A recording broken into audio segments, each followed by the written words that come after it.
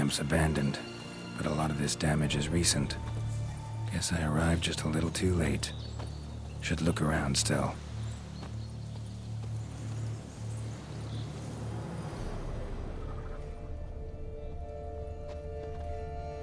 Signs of a fight.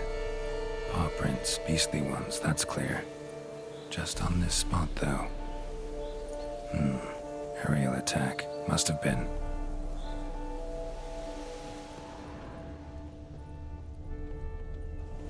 Man, bled to death. Big beast inflicted these wounds. Clear from the claw marks. Must have a toothy smile, too, judging by what ripped his throat open. Draconid. Gotta be. Maybe a basilisk? Except these prints don't belong to any variety I know. Just a little different.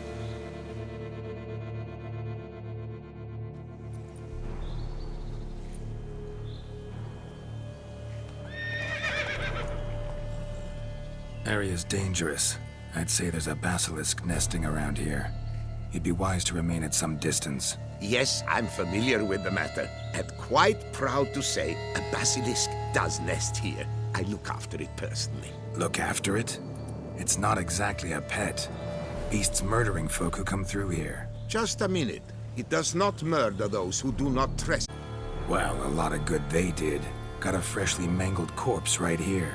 Most likely a merchant, the poor bloke. Just today, I learned 2 traders had chosen this route despite the signs. I came as quick as I could to warn them. Too late, alas. I've instructed my servants. They shall take the body, return it to the family with a generous sum as recompense.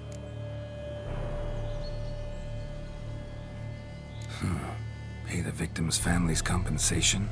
Why? These lands have been my family's for decades, granted to us by Duchess Ademarta. Beyond them, the basilisk ventures not, hunts not, it does not kill or destroy, provided it is not provoked.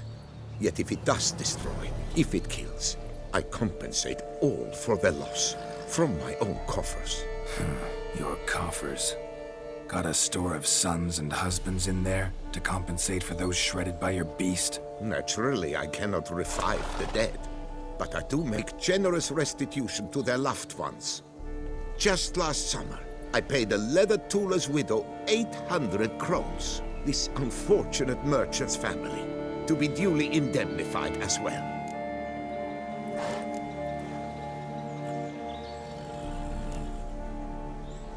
Who exactly are you? And how'd you develop such an interest in the beast? Count Borges, happy to be of service. As to the beast, well, this subspecies is our male of the species, rescued an ancestor, a boy at the time, from a burning building. She took the tyke back to her nest, where she fed him as if he were one of her own youngsters. Malarkey. To be sure, but beautiful malarkey it is. Claim this to be the last surviving basilisk? How do you figure? The last of this subspecies. Their population was much larger at one time, see? Before the beech forests were felled. Mean to suggest a direct correlation between beechwood forest density and basilisk populations? Indirect, I prefer to contend. Beechwood forests are the chief habitat of roe deer, you see. In turn, a staple of the basilisk diet. When roe deer grew scarce, basilisks made humans their staple food. Enter the witchers. And thus, we've come to this one last specimen. It's a female. As recently as last year, we still had 2. But Jocast's mate passed on, alas. Jocast? Should she not have a name?